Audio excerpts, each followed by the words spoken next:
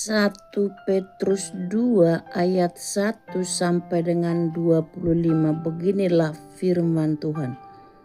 Yesus Kristus batu penjuru.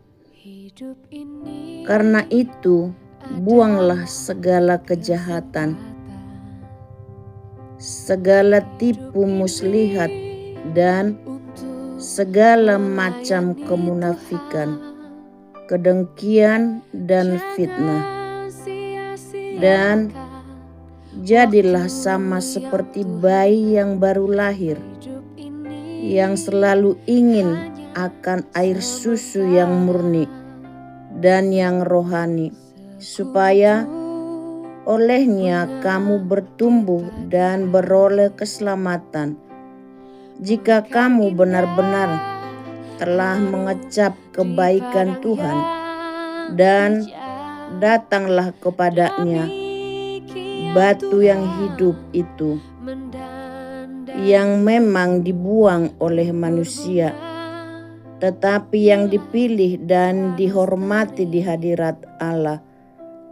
Dan biarlah kamu juga dipergunakan sebagai batu hidup untuk pembangunan suatu rumah rohani, bagi suatu imamat kudus, untuk mempersembahkan persembahan rohani yang karena Yesus Kristus berkenan kepada Allah.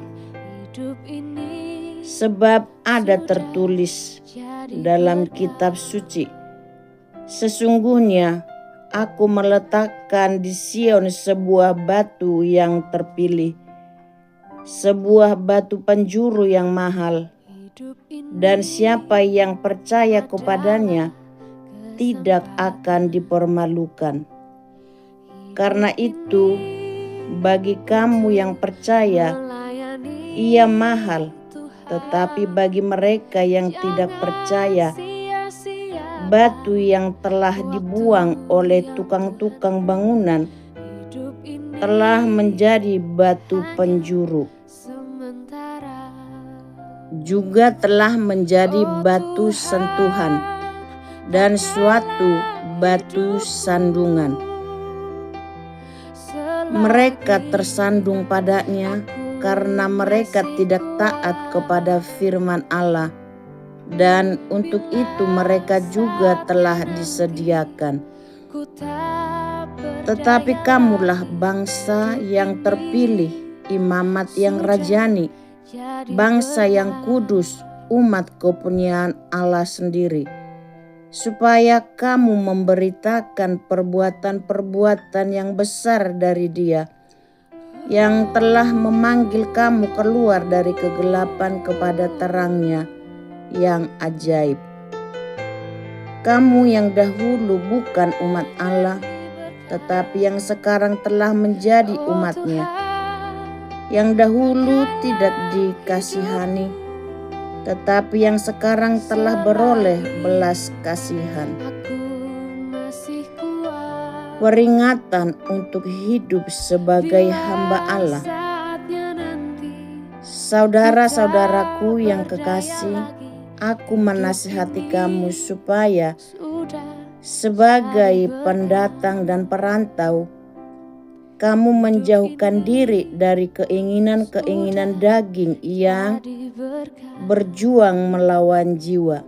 Milikilah cara hidup yang baik di tengah-tengah bangsa-bangsa bukan Yahudi, supaya apabila mereka menfitnah kamu sebagai orang durjana, mereka dapat melihatnya dari perbuatan-perbuatanmu yang baik dan memuliakan Allah pada hari Ia melawat mereka. Tunduklah karena Allah kepada semua lembaga manusia, baik kepada raja sebagai pemegang kekuasaan yang tertinggi, maupun kepada wali-wali yang diutusnya untuk menghukum orang-orang yang berbuat jahat dan menghormati orang-orang yang berbuat baik.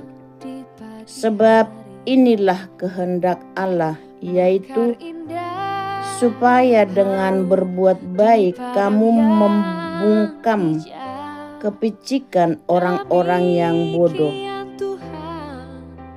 Hiduplah sebagai orang merdeka dan bukan seperti mereka yang menyalahgunakan kemerdekaan itu untuk menyelubungi kejahatan-kejahatan mereka. Tetapi hiduplah sebagai hamba Allah. Hormatilah semua orang. Kasihilah saudara-saudaramu. Takutlah akan Allah. Hormatilah Raja. Penderitaan Kristus sebagai teladan.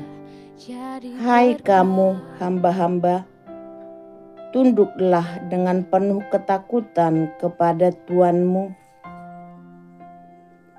bukan saja kepada yang baik dan peramah, tetapi juga kepada yang bengis, sebab adalah kasih karunia.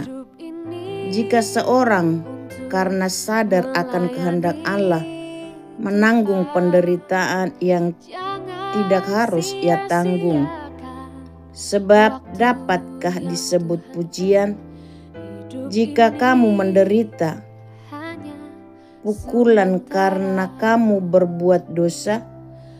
Tetapi jika kamu berbuat baik dan karena itu kamu harus menderita, maka itu adalah kasih karunia pada Allah. Sebab untuk itulah kamu dipanggil, karena Kristus pun telah menderita untuk kamu dan telah meninggalkan teladan bagimu, supaya kamu mengikuti jejaknya. Ia tidak berbuat dosa dan tipu tidak ada dalam mulutnya. Ketika ia dicaci maki, ia tidak membalas dengan mencaci maki.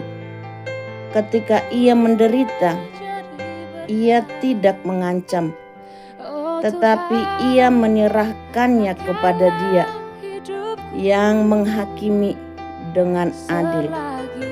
Ia sendiri telah memikul dosa kita di dalam tubuhnya di kayu salib, supaya kita yang telah mati terhadap dosa hidup untuk kebenaran. Oleh bilur-bilurnya kamu telah sembuh, sebab dahulu kamu sesat seperti domba, tetapi sekarang kamu telah kembali kepada Gembala dan Pemelihara jiwamu. Amin.